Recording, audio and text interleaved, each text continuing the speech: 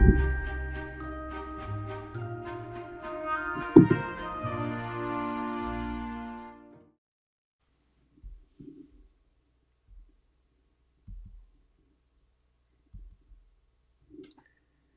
evening.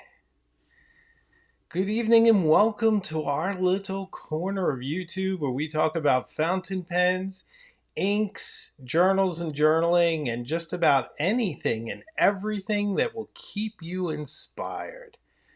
Welcome to the Hemingway Jones Pen Show live. Are we the only live pen show on YouTube? I don't know. But we're certainly my favorite pen show on YouTube.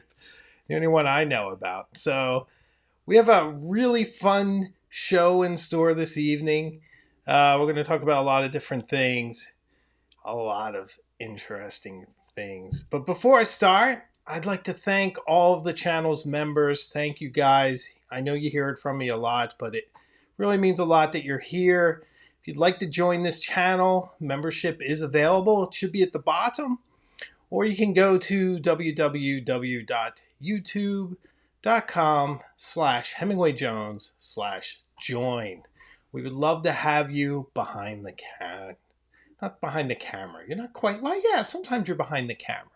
Behind the curtain and behind the camera, which would be absolutely lovely. So, I'd like to start off tonight by commenting on the My Crazy Life and how fountain pens saved my life live from last week. I'd like to thank everyone for all of your really lovely, kind, insightful, and interesting comments. It really meant a lot to me. I tried to respond to each and every one, and I really appreciate all the support and all the lovely things that you guys said. So thank you very much for that. I'm glad you enjoyed it. We'll be covering stuff like that again. I won't even say again, I'll say continually. The whole point to me of fountain pens and inks is writing, and I see writing as a utility. I don't like that word. I'm not going with utility. I see writing as a means of just becoming a better person, of self-auditing, of planning your projects, of gathering your thoughts. Just journaling can really help you be a better person, a better husband, friend, father, and whatever roles that you're addressing in your life. So I'm a huge proponent of writing and staying inspired. So it's not just about the things, there's a point here, and that's a big part of it. So very, very good stuff. So I see a lot of really nice folks in the house tonight. Patrick Belindaman's here. Wolverine 3660 is here. Always good to see him. Jonathan Schuster, Jim Kerrigan, welcome all. So yes, a fantastic reception for the live last week, and we're going to do quite a bit of lives as we go. I don't think I'll be posting videos during the Christmas week and New Year's week, but I'm thinking of doing maybe 2 lives that week. I think that would be a nice way to do it. I noticed I posted my Conway Stewart video last week and it did well, but I think it would have done better had it not been Thanksgiving. I just think a lot of people are distracted with the holidays and off doing their different things. So hopefully that would be a nice way to still keep the conversation of the channel going during the holiday season. So that's the plan. And we'll talk a little bit more about the channel as we go along too. So if you guys aren't already subscribed to the channel, I'd appreciate it if you'd subscribe. It is a very small channel and YouTube does not pay much attention to small channels. So it just helps us to extend our reach and get some more people in and have even more interesting conversations. As you guys know, I'm very active in the channel, very active in the comments, and we really do interact quite a bit on this channel. So I would love to see more folks. I see some love for my Aran sweater. Yes, indeed. I think you guys will see quite an array of sweaters coming from me, especially in the cooler months. I'm a huge fan of all kinds of sweaters. This is one of my favorites. I like the color, and the knit is really, really, really nice. So, got some interesting stuff. I think I'll kick it off by showing you a gift that I recently received. This is one of those moments that really affected me. So I got this unannounced in a package from Perugia in Italy. This beautiful journal from the gentleman who's behind Bottega Obscura. He made this for me without telling me, without me ordering it. You know, a very lovely gift. Came from him personally and not his company, which is very nice. So look at the tooled leather on this and the workmanship. Isn't this just beautiful? Look at all these medieval motifs, especially this one I really quite like. Very interesting. Look at this binding, guys. Has my initials there on it and these beautiful gold accents and these raised ribs. It is quite a substantial book too. It has these beautiful ends. These are also textured. So not only is it decorative, but it's also textured, which is pretty exciting. Other features here. It's funny, I'm going through it like I'm doing a review. Maybe I will do. I've done these before, but maybe I'll do more.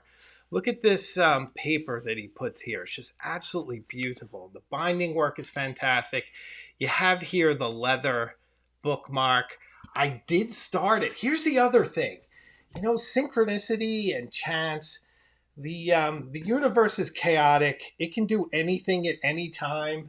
And sometimes it'll astound you with the things it comes up with. And I think that's one of the amazing things about being alive. So as I was literally writing the last pages in my journal that I've been using since May, this showed up. I mean, it was just so timely.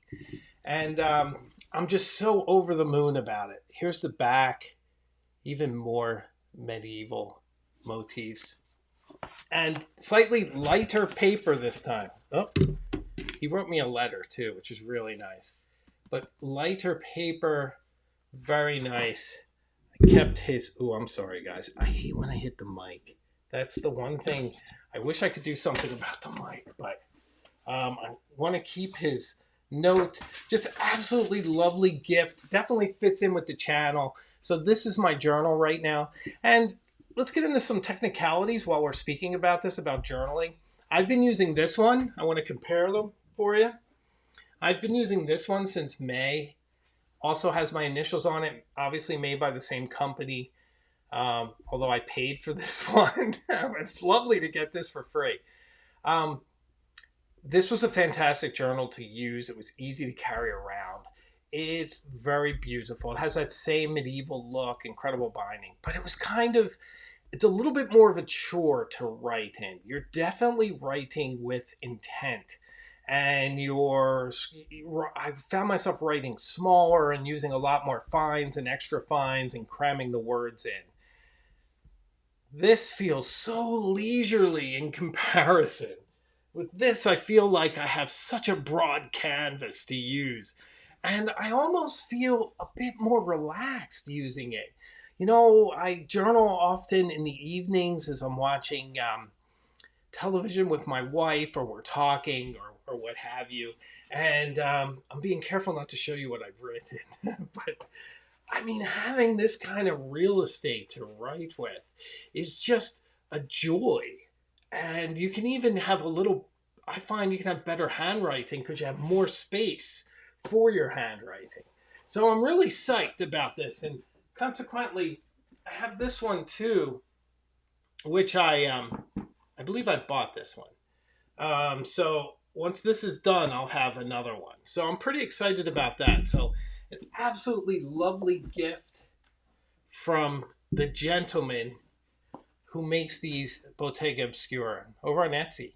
And he didn't give it to me for any reason. There was no quid pro quo or anything. It was just a thank you. He and I, we correspond quite a bit and we talk about family and a lot of things. And I think he was just appreciative to have a voice, somebody out there listening. So, very touching gift. Love you out there, buddy. If you're watching this, thank you so much. It's just so sweet. I can't tell you how much this touches me and how perfectly timed it was. Plus, I could share it with you guys. It's a big part of this channel, journaling. And come on, I mean, look at that. It's so cool having my initials there and this beautiful paper. Absolutely epic, epic. So excited about this. We set this aside so I don't knock into it. So very good stuff. I see a lot of love. Daryl Morris is here, who I just learned is a fantastic artist. Does scrimshaw. Very, very awesome stuff. Follow him on Instagram. So I'd like to do a pen check. I'd like to tell you which one I'm using. I'm still over the moon about the Conway Stewart Churchill. I've been keeping it in their sleeve, which I really like. It's very protective. And I find this, guys, this is kind of new for me. I've been returning it to its sleeve in between writing. Like, I'm so worried that something's going to happen to it. Because this is truly a beautiful, epic fountain pen. It is a substantial size. It has this incredible lever or lever fill. You know me, I pronounce words 4 different ways. And it's just a joy to write with. I just did the review. It's up. If you guys could seek it out, it's Churchill. It's a story during the Blitz. I cover the pen. There's a lot of heart and emotion in this video. I put a lot into it. In fact, it took me a long time, kind of wiped me out. And I have a bunch of B-roll and editing that I need to do. But the video coming up next week is a little more of like a traditional episode because I needed time to recover from doing this video. I put so much of myself into it. So seek it out, watch it. Let me know what you think. And what I'm going to do is another review of this, but I'm going to do it live. So I think it would be fun to do almost a traditional style of one of my reviews, but live. I could almost do it now, but we have other things to talk about. So it'll either be next week or in the following week, but this month we're going to review this pen live. And what's good about that is you can ask questions and I'll be able to answer them in real time. So we'll get a very in-depth, comprehensive look at this magnificent, beautiful fountain pen, and we'll be able to do it live. So that should be fun. And we're going to do a lot of that, I think. I think that live reviews could become a thing. It could certainly be fun. I know I'll enjoy it. So a few other things arrived at the house. You guys interested in a little show and tell? So let me take a look at some of the comments. Some nice, kind words on the Churchill. Trying to keep an eye. It's hard running the show by myself because I have a feed that gives me all your comments. I also see myself, which is a little off-putting, but it's good for when I hold things up because the camera's reversed. It's a little disconcerting. So it's good that I can see what's going on, but it's hard. I want to keep up with what you guys are saying. And you guys are saying a lot of interesting stuff, and I cannot join in because I have to keep the show going. But I will respond here and there. Okay, so more show and tell. So this arrived today. Yes, I have to move it because my light's in the way. So I'm super excited about this. I don't know if you guys know, but I am a huge fan of J. Herbin inks. And of course, J. Herbin, Jacques Herbin. Sometimes different ink colors in their lines move back and forth between J. Herbin and Jacques Herbin. Or at least I know the Carube de Chypre has. I'm going to assume that other colors have as well. I love this whole line of inks. You guys know I am very much invested in the heritage of the brand and the story and the romance of an item. And I don't know if anything in almost any major brand. I'd say Cartier probably is similar, but there's very few brands that can kind of match the story and the epic nature of Jaeger-Bond. In case you don't know, and I'm sure you guys do, the Jaeger-Bond, their one line's called 1670 because that's the year they were founded. Jaeger-Bond was a French sailor. He went off to India.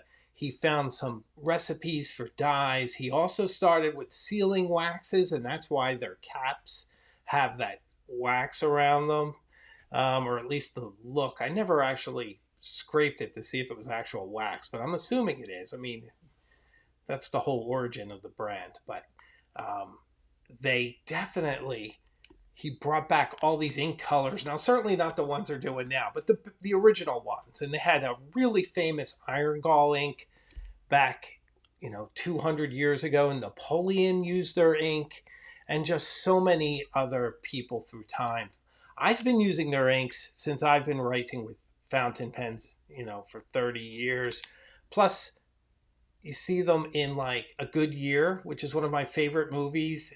Uncle Henry had his little bottle of green ink that was his signature ink. Have you guys seen my signature ink video about acquiring a color ink that becomes your signature ink so that as you write, if you see that color, you think of that person? Well, Uncle Henry had an ink like that, and it's integral to the story. And there it is. So it was Jaeger-Bond, I believe. So very, very, very cool. So this is a really fun, sheeny ink. I'm a type of person that I only put like sheen inks, and I think this is a good comment. Jonathan Schuster says, be super careful of Emerald de Chivar. Ink is beautiful, but it really wreaks havoc on some of my pen due to shimmer and sheen and whatnot. Sure, I agree. And I always make the recommendation that you never put this kind of ink in a pen that you cannot field strip completely. So I only put it in things like Twisbees or Lamies or other pens that I can just field strip down to individual parts, rinse and clean thoroughly, and put back together. So you do have to be careful. They're also fine with things like my Pilot dip pen. I mean, you certainly can't hurt this thing. It's basically a Pilot medium nib stuck into a pen holder. And I'm using this quite a bit, mostly for ink demos. A lot of ink comes into this house. But super excited about this one. Just came in before the show, and I need to unwrap it. I haven't even unwrapped it. So there we go. Some more fun stuff that came in. So definitely love them. And if you're looking for some Jaeger-Bonds, I see Daryl Morris is saying he's thinking about picking up some Jaeger-Bond. Here's some suggestions. I really like their Pearl Noir, which is their black. Very nice color. I'm a huge fan. I'm going to kill the pronunciation, so French people listening, forgive me. I wish I could speak French like my wife. My wife is fluent in French. But the Éclat de Saphir, absolutely beautiful sapphire. I love sapphire blues. I love diamine sapphire, but the Jaeger-Bonds, one of my favorites. And where is it? It's in here, guys. Just to tell you how much I love the Jaeger-Bond Éclat de Saphir.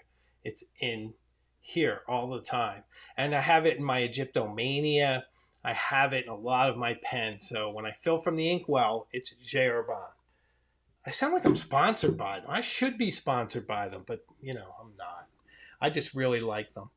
I also quite like the Caroube de Chypre. It has gold shimmer, but once again, I only put it in TWSBI Ecos with stub nibs to get a lot of that gold on the page. And if you let it sit and you don't shake the pen up, you will literally get pure gold writing inconsistent with the brown.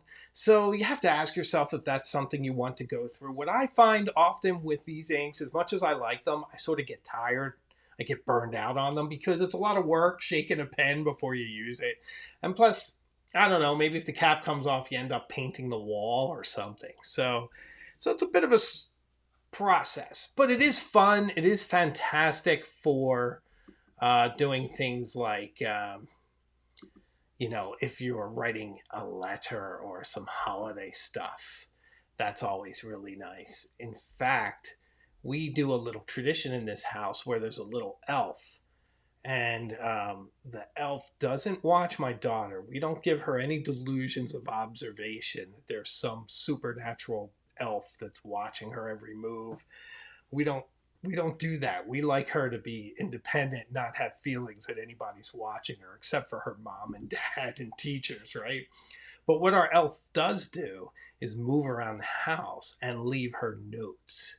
And it's funny, it's a sign of how sophisticated my daughter is, in that this year she saw the note and said, "Daddy, look, Snowflake," the elf's name, "is writing in your ink."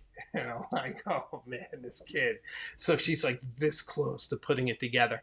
If she doesn't already know, I get the feeling she knows and she's playing along. But we're trying to keep some magic in her life before she realizes, what life is really. But it's really absolutely adorable. So I see a lot of love for Sapphire out there.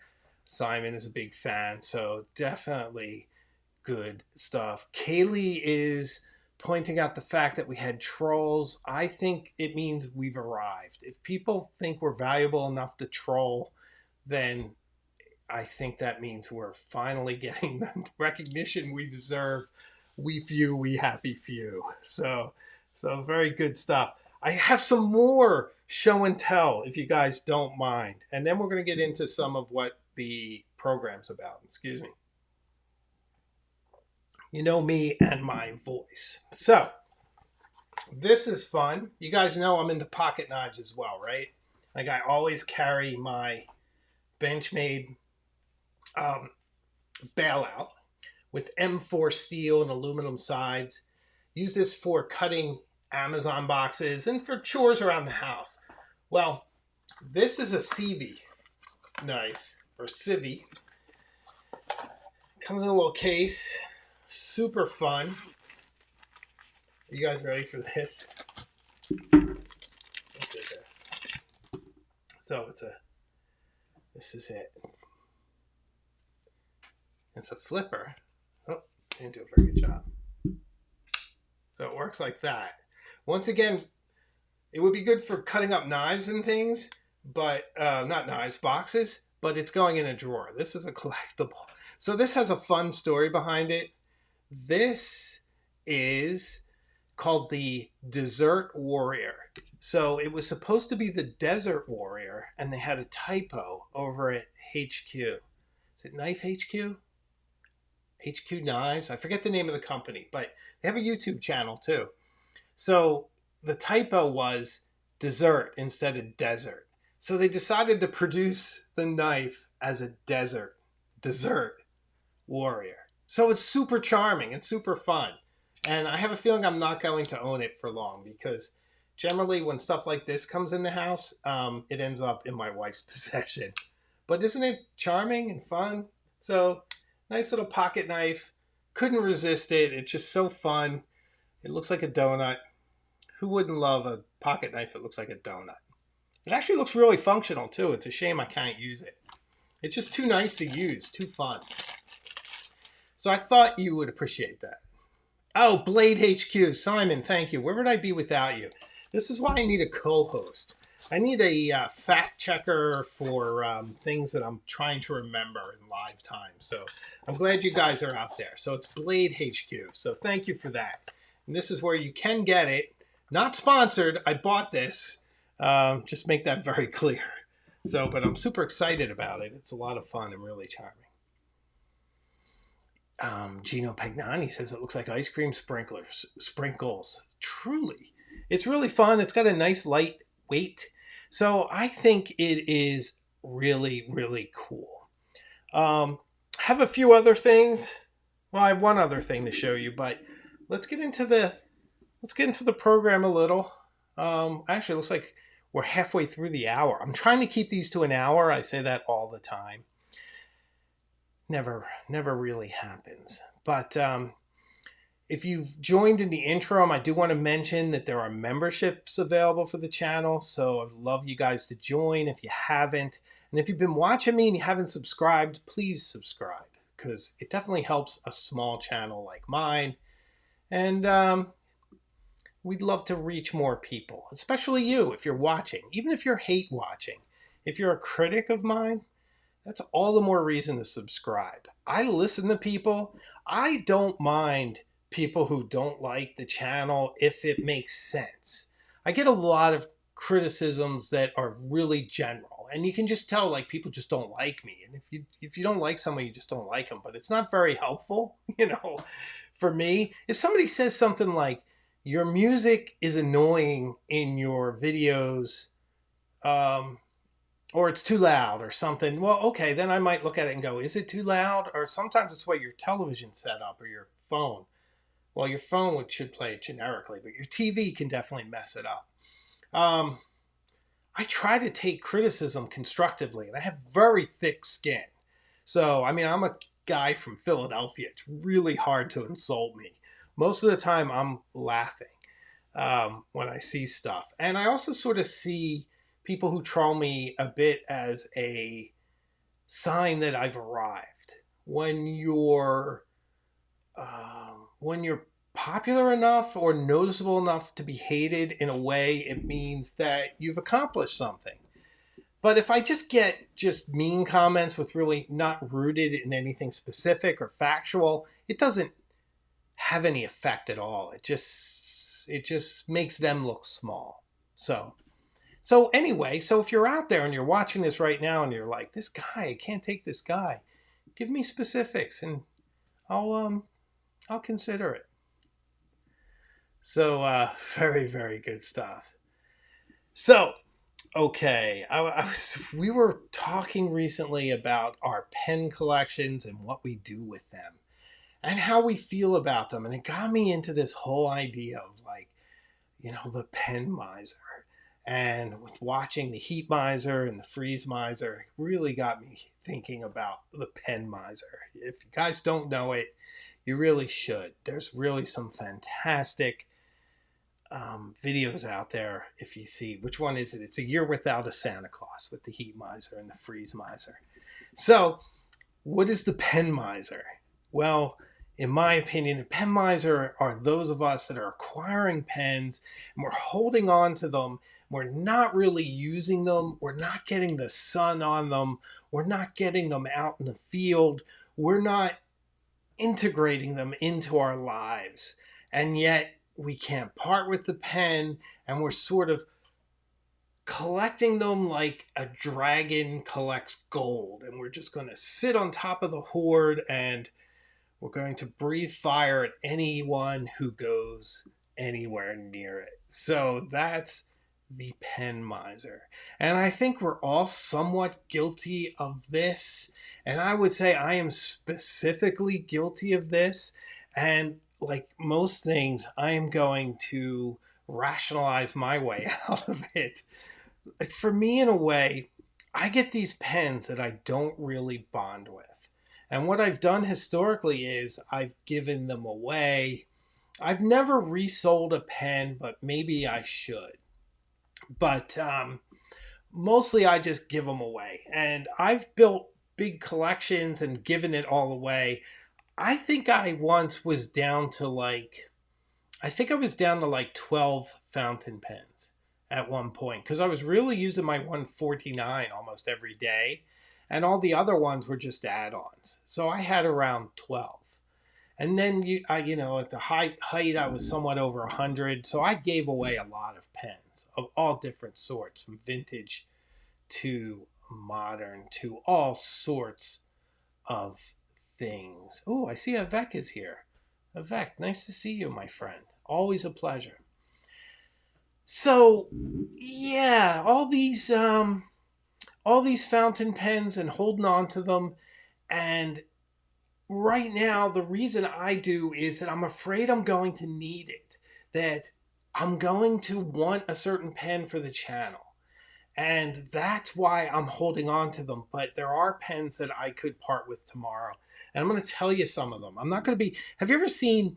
I try not to watch these things. You guys, I think, know how I feel about celebrities. I'm not a fan of celebrity culture. I don't worship celebrities. I don't particularly like what they have to say, except when they talk about the creative process or something like that. But anyway, or a classic film. I'm making all sorts of exceptions for myself. However, have you ever seen a celebrity interview where somebody says, "Oh man, so many actors are just so horrible to work with," and then the interviewer goes, "Well, like who?" Well, I don't want to say. And you're like, "Wow, geez, like why'd you bring it up yet?" You know. So I'm going to tell you who my fountain pens that I work with are my zombie pens and why I don't use them and why they're sort of the Island of Misfit Pens. I own them. I'm afraid to part with them, but I never use them. So this is why. Or this is who. The Pilot Falcon with the flex nib. Not very, very good. It's a lot of money for a very plasticky pen with a mediocre flex nib that railroads a lot, and the feed is not lush enough to keep it going as you use it. So very disappointing pen. However, it's a very well-known pen. It's a really nice measuring stick from which to measure others. One of the ideas I have for a video that I haven't done yet is sort of a flex off between things like the 52.5, the Blue Dew, the Fountain Pen Revolution, the Pilot Falcon, the Esterbrook SD Flex, and of course, the Mont Blanc 146 calligraphy nib, and see how they score, or just talk about it. So, haven't parted with that pen. Another one is, and I hate to say it, but the Conklin All-American.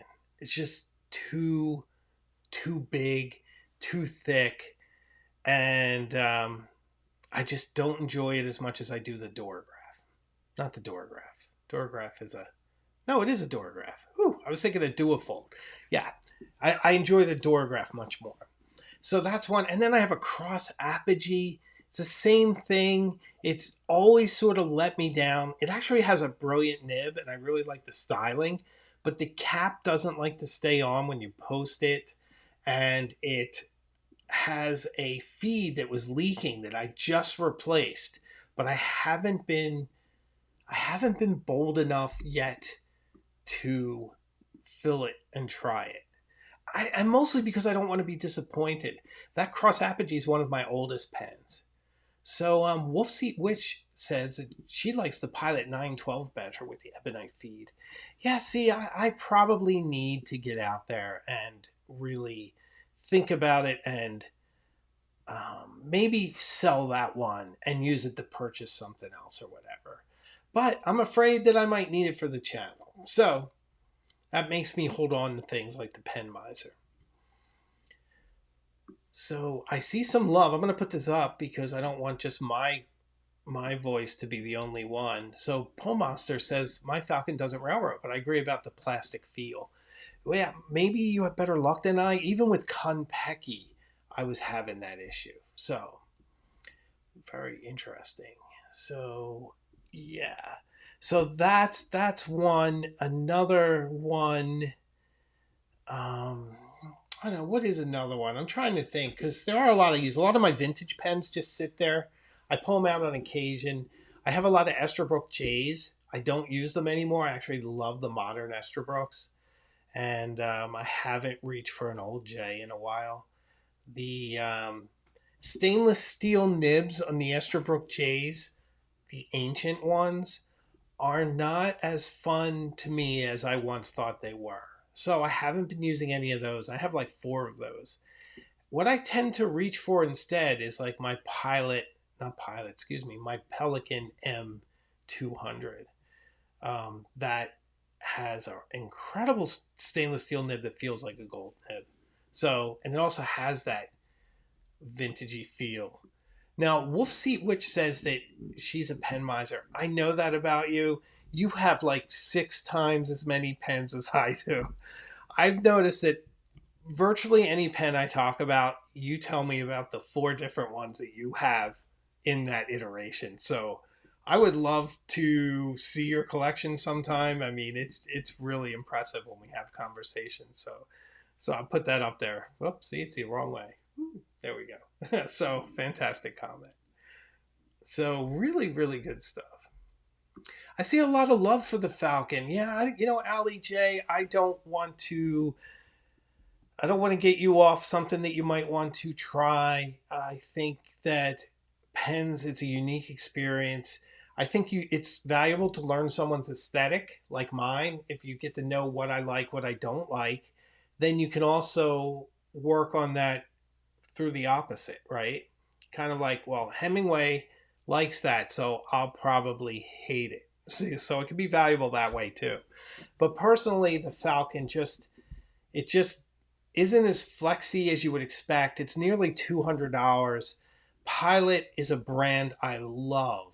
I love Pilot pens. I see Pilot kind of like Seiko, and I love Seiko. Seiko's a watch brand, I'm sure you guys know. But the Pilot Custom 823, I think, is one of the greatest pens of all time. To me, it's up with the Mont Blanc 149, 146, with the Visconti Homo Sapiens Bronze Age. Any of those pens, I put this with it. So I'm a huge fan. Huge fan. So I think sometimes of the pens that I've given away too. I mean, that could be a video. I had I think it was called a Blue Ocean Pelican. It was absolutely gorgeous. I gave that to my attorney and he drove over it with his car. So yeah, I probably should have held on to that one. I had a Conklin Mark Twain from the late 90s. That went to him as well. And I had a lot of like vintage Schaefers and things, a lot of really good stuff. So Wolverine 3660, one of my favorite peoples, has around 20 pens. See, I think there's probably a number, and I think there's an idea for a video in this. There's probably a number that we could whittle all of our collections down to, and it's probably somewhere around that, where we would feel very fulfilled and have really excellent pens. What drives me is not what people think. It's not about being cool, because I don't consider I love pens. I think pens are cool, but I don't think that it's cool like Harleys. I don't think the world is like, wow, you have fountain pens. I think it's a really awesome niche hobby that is really fulfilling, and they're really beautiful works of art that help you transmit your thoughts and your feelings onto paper. I think that's a wonderful thing. But I don't get pens to have people be impressed with me. I get pens because I'm so curious about how they write or how they feel, or someone gets me with heritage or marketing. I can be sucked into marketing. I mean, Visconti Homo Sapiens Bronze Age has a resin that includes volcanic soil from Mount Etna. How can you not own that pen? How do you let that one elude your experience, right? I think it's a bit like when you first get into wine or you get into sushi and you just want to try like everything. And it's a lot like that, because it really hits your senses in a lot of ways. One of the things I love about the Conway Stewart is that its nib is very sonic, if you will. I wish I had a better term.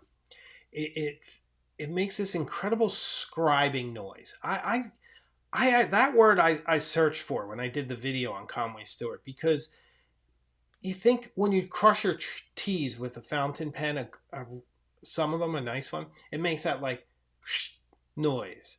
And how do you describe that without it being pejorative?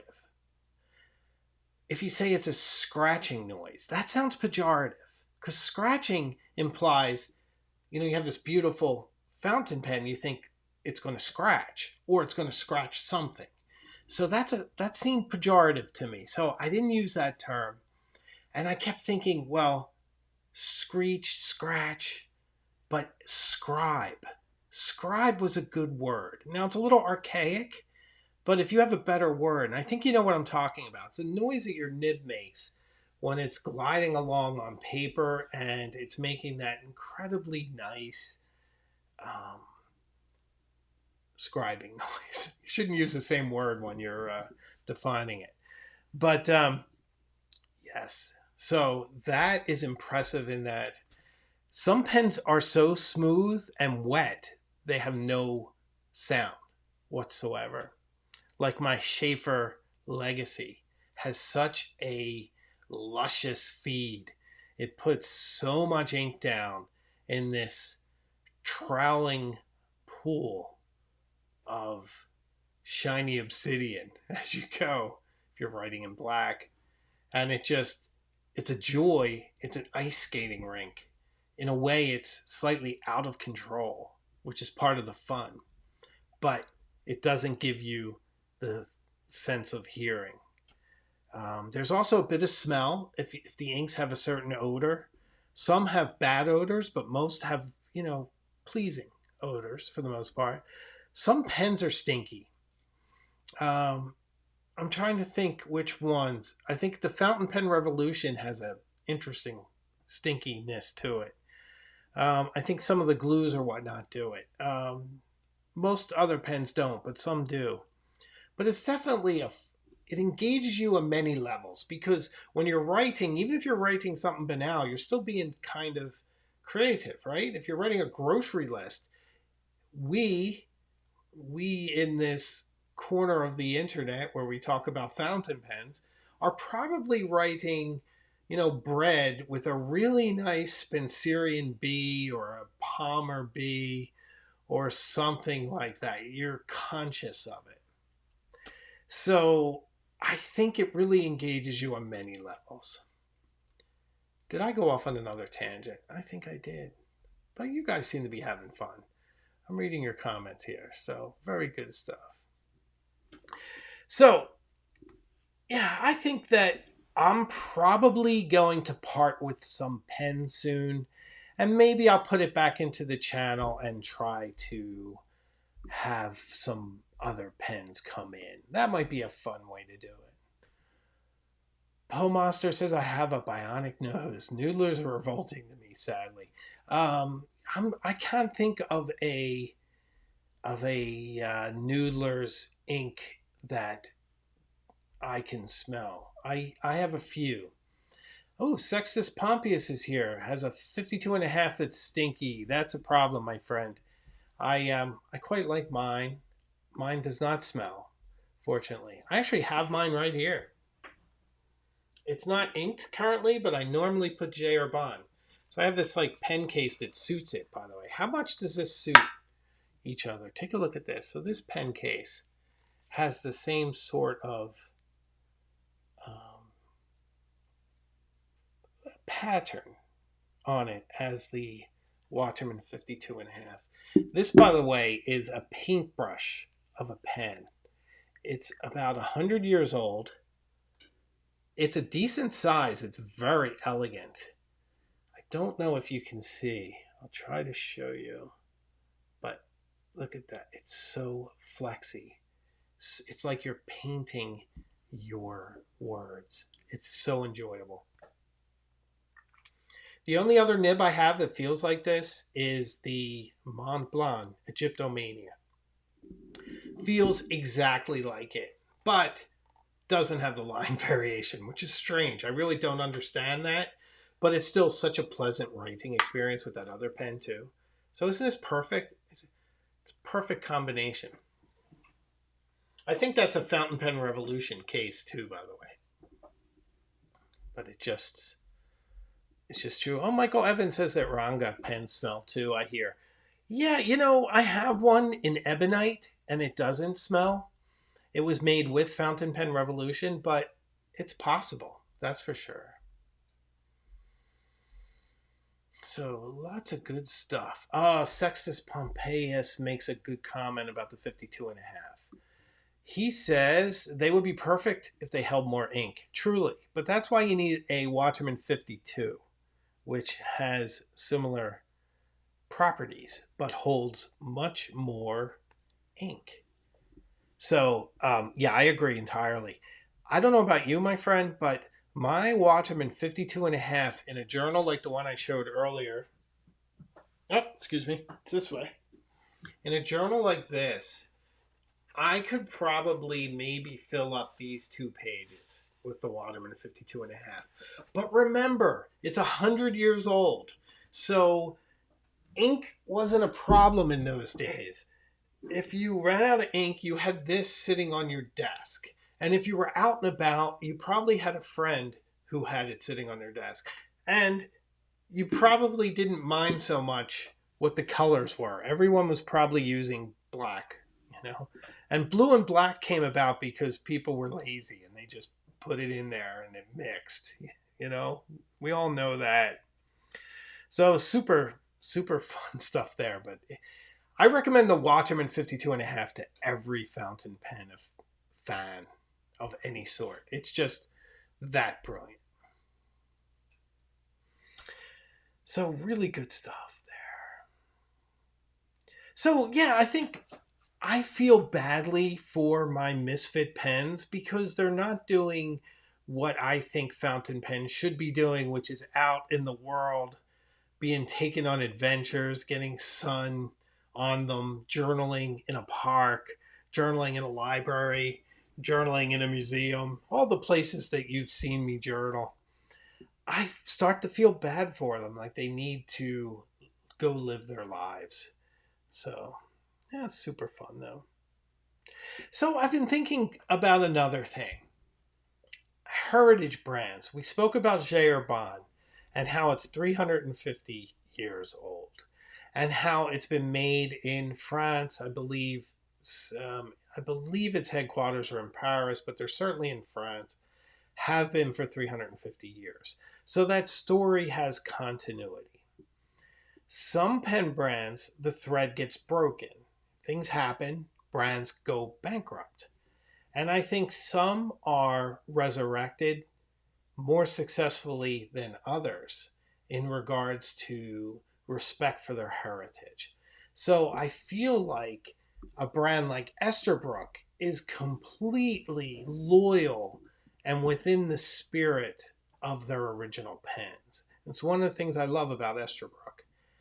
I think that some other pen brands, they get moved to different countries, and I'm not a person who puts my nose up at a pen that's made in Asia or a certain country of any sort because there are fantastic artisans of pens and everything else in every country.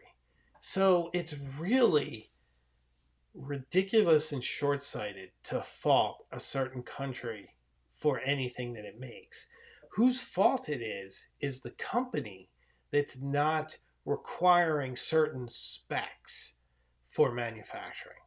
Think about Apple products. Apple products are nearly perfect when you get them. It's very rare to open up your iPhone and have a screen that wobbles off or something.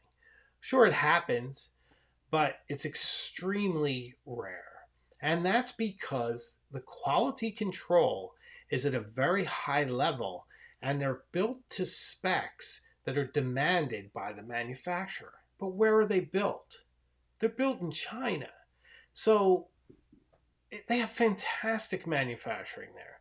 However, if you take a heritage brand and you take it out of a country like France or Germany or the US and you move it to another country where labor is much cheaper, where materials are cheaper, where there's no accounting for your waste, you could simply dump your plastics into the ocean or whatnot. I mean, I don't know if there's too many countries like that anymore, but who knows?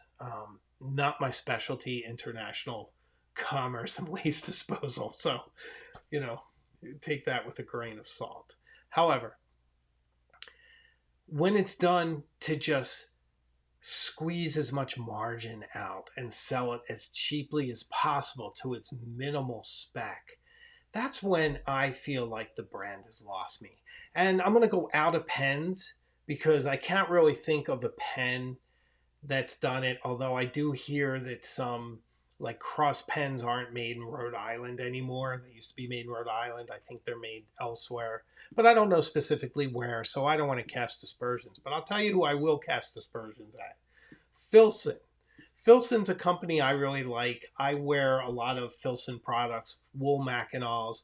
I got the Filson bad boy with the shearling collar, and I have like Filson waxed jackets that I use for working around the house, and I just beat them up and they look cool. Well, it's like a short trucker jacket. So that jacket has been made in the US for decades. Now the Mackinaws are still made here, so that's fine. But they moved the manufacturing of the waxed jackets to somewhere in the Far East. They raised the price and they now make it overseas. I haven't got hands on, so I can't say anything about the specs, although I hear. But what you hear, be careful what you hear.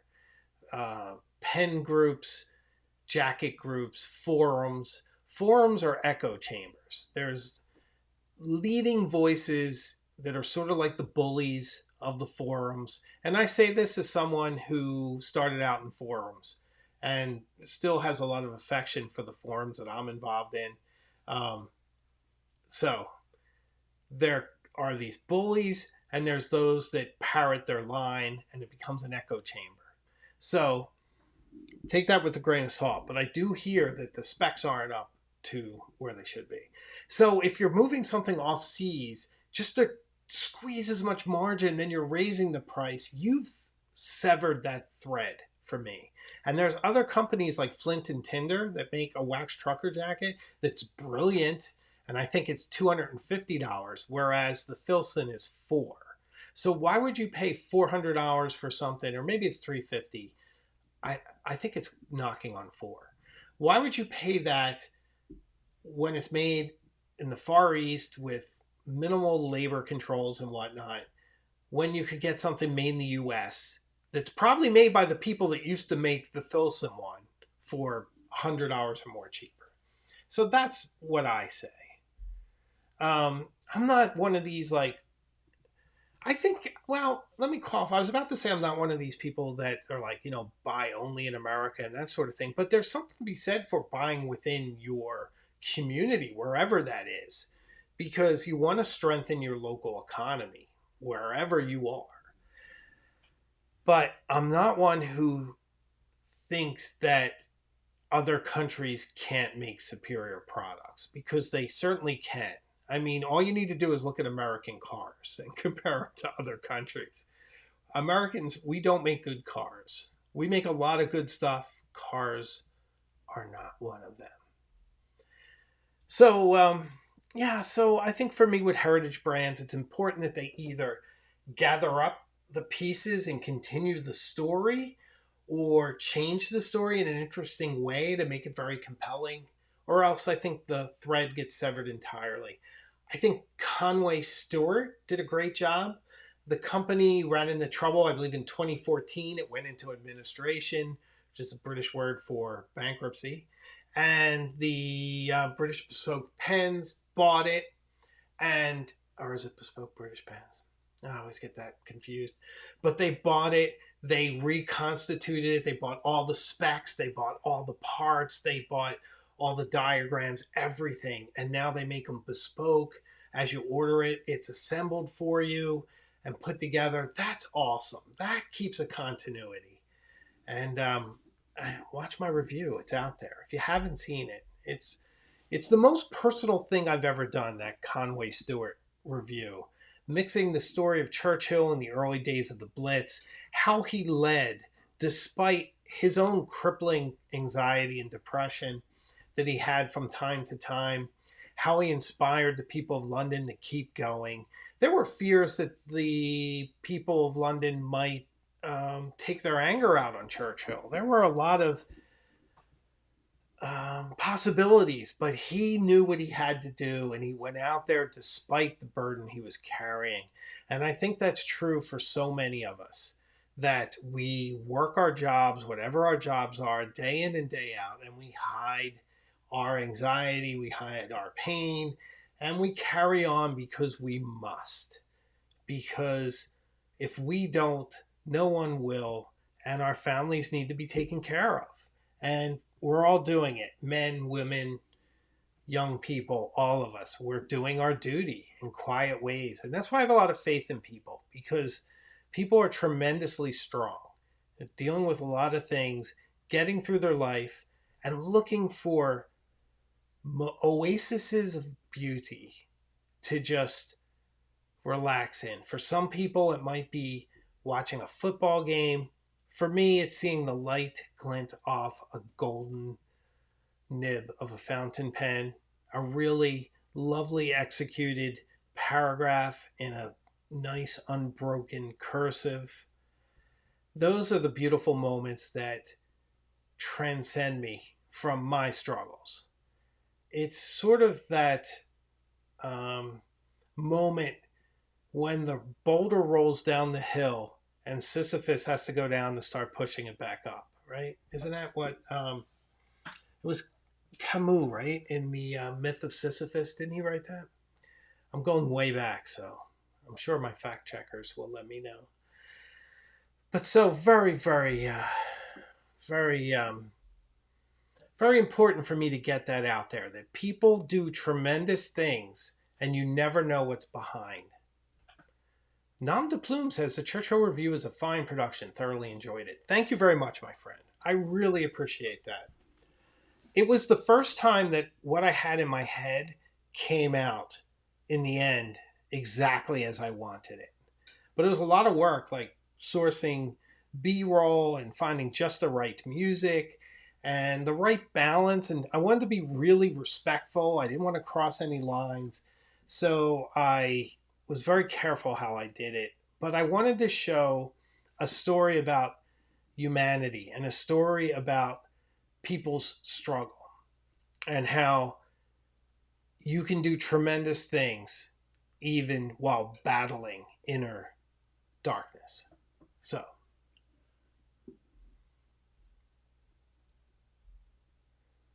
So I see a lot of students of the Second World War, which is very, very good. Very good stuff. I really like The Splendid and the Vile. I quoted that in the review. So, yes. So Simon, who is my fact checker, thank you, my friend, says that I am indeed correct about Camus and Myth of Sisyphus. So, very good. So, Jimmy Britt says that since he saw my Churchill review, excuse me, he's now buying one.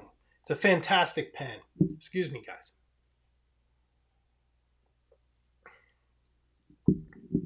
My voice always goes at the hour mark.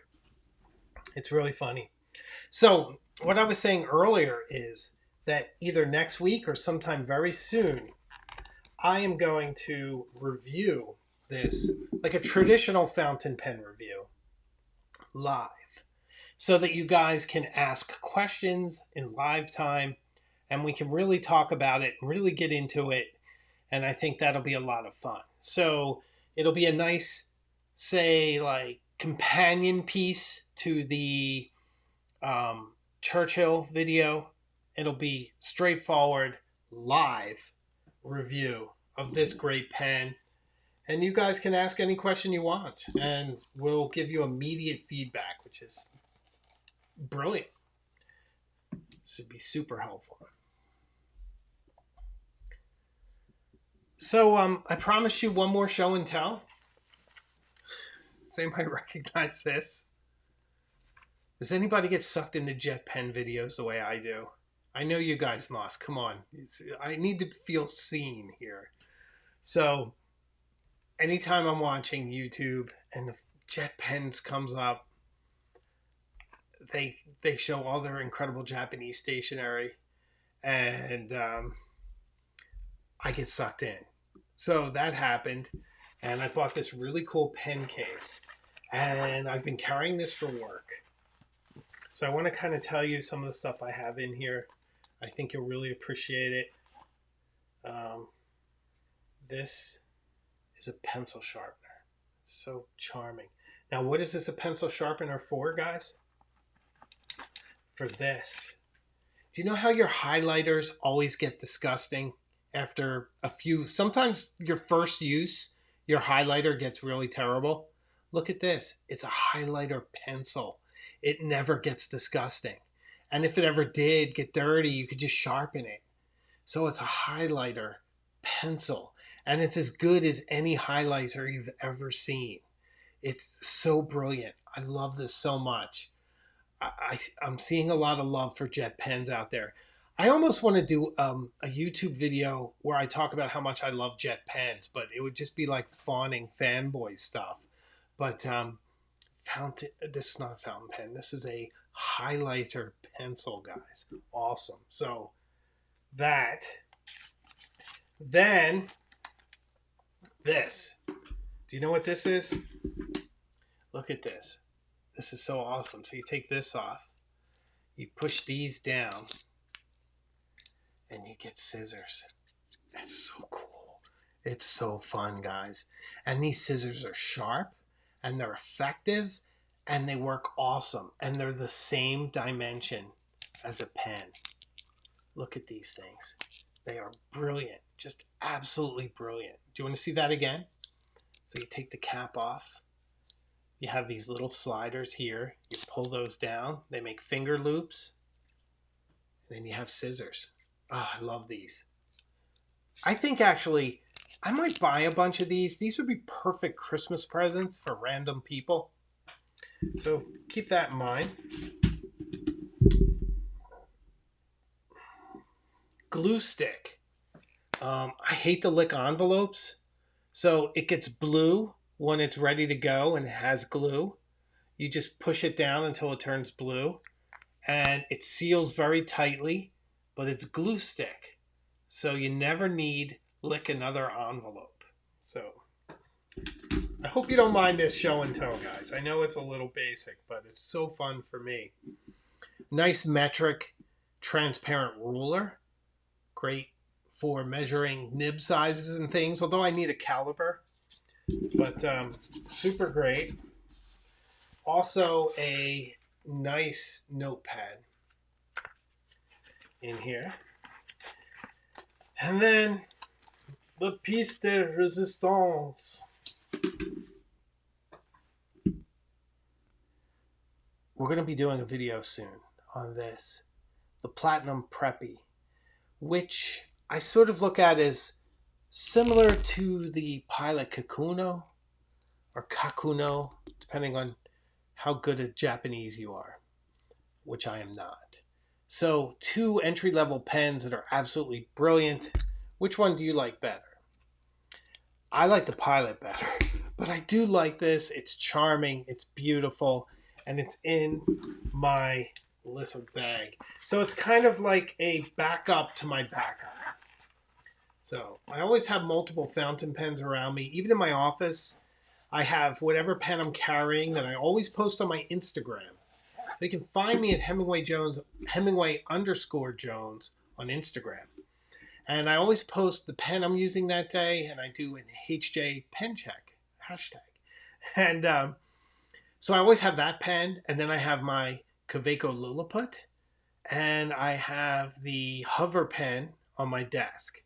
And then I have my Platinum Preppy in here. I'm going to see if I have one more thing. I do. Sorry for turning my back. But in my Japanese stationery haul, I also got this really charming stapler.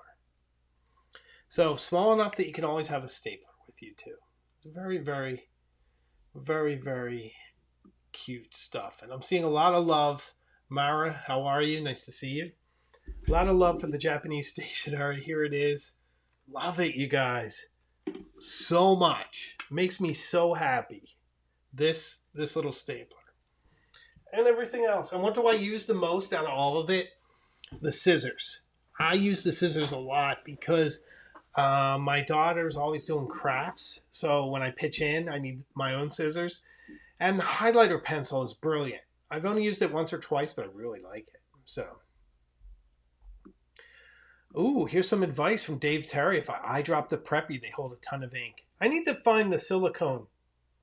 I have it somewhere, but I've yet to eyedrop a pen. That's a bridge I'm about to cross. So James Fahey says, I think the Kakuno is better quality, but if you install the Con 70, it's no longer a cheap pen. That's a good point. It has a great nib, and it's one of the few nibs that smile back at you. So I think there's a lot to be said for that. So very good stuff. So guys, if you've made it this far in watching me tonight and you're not subscribed, I would humbly ask you to subscribe because you must enjoy this channel. So it would definitely help. And if you're not a member, consider becoming a member of the channel. We have a lot of fun in the member section. I've been posting a lot of stuff back there. I recently did a tour of my shelves. I went book by book and through the whole thing. I thought that was a lot of fun. I hope you guys enjoyed that. I put bloopers back there. I make a lot of mistakes. They're super fun. I'm trying to save them. I used to delete them all because I'm really conscious of not having too much stuff on my phone because these videos I do take up a lot of space. So I'm holding on to the blooper stuff and putting them in videos and putting them back there. I've read journal entries where I just find an entry and I read it. I'm going to be doing more of that. I haven't done that in a couple weeks, so you're going to see that. I have some other ideas too. I'm thinking for the Illuminatis, I'm going to do a handwriting course. So I thought it would be fun to tape a cursive handwriting course and put it up for the Illuminatis. And then maybe I'll also do a subscription somewhere else for it. So that's something I'm working on. It's going to take me a little bit of time to do that. The Conway Stewart knocked me out, guys, creatively and everything else. I'm sitting on a lot of B-roll that we recorded. I have some really charming ideas coming up for the channel. So I think you guys are going to really like it. I have one on journaling that's coming up that has B-roll, and the B-roll has its own story that you guys are going to flip over. I think you're really going to enjoy it. So I need to edit that, but I have the B-roll, but I need to film the other side, the journal side. So you probably won't see that on the channel until early January, maybe middle December. And then the other one is, I don't even want to tell you. It's so charming and so fun and such an original idea that I don't even want to say it until it's done because I want to keep it for my own in case somebody else runs with it. So, but maybe I'll tell the members. It's super, super charming. So I'm excited for that. So all that's coming on the channel very, very soon. So yeah, definitely consider joining the channel if you would. And that's at www.hemingwayjones.com. No, it's not that. It's www.youtube.com/HemingwayJones/join. You can tell I'm getting a little tired. But it's always fun to spend time with you guys. So I'm glad you guys enjoyed it. Thanks so much for being here as always. I'm trying to keep these to an hour just so that it's more fun for the playback. We will be back in a week. And in the meantime, on Thursday, the Benu Brown Orchid and Fairies. Benu Brown Orchid and Fairies. That's what's coming Thursday, guys. I hope you enjoy it. I think it'll be a lot of fun. James Fee's asking about the sweater. Yeah, it's an Aaron sweater. Thanks. I'm glad you like it. I'm a big sweater guy. You'll see a lot of different sweaters. So Thursday's video at noon, Benu Brown Orchid in the Ambrosia collection, and Fairies. It's a lot of fun. It's interesting. I think it's like nothing you've ever seen. So I think you'll appreciate that. Oh, Roxy said something nice here. I'm going to put this up. Thank you, Roxy. Let me put this up here. Conway Stewart review was lovely and looked like a lot of effort went into it. Not surprised it took a lot out of you. Thanks very much. I really appreciate that. I'm glad you enjoyed it. I kind of wish it had got to a bigger audience, but you know what? It lives on. It may yet find a larger audience as time progresses. So, I'm excited. I'm satisfied with it. It came out the way I wanted. So let's be happy, shall we? So good stuff. Thank you, lovely people. Thank you to my members. You guys are the best. I would not be here without you. You guys carry me on your shoulders. Thank you so much for being there. If I say thank you too much, get used to it because I really appreciate it. So thank you, lovely people. I'll see you all very soon further up the road. Take care.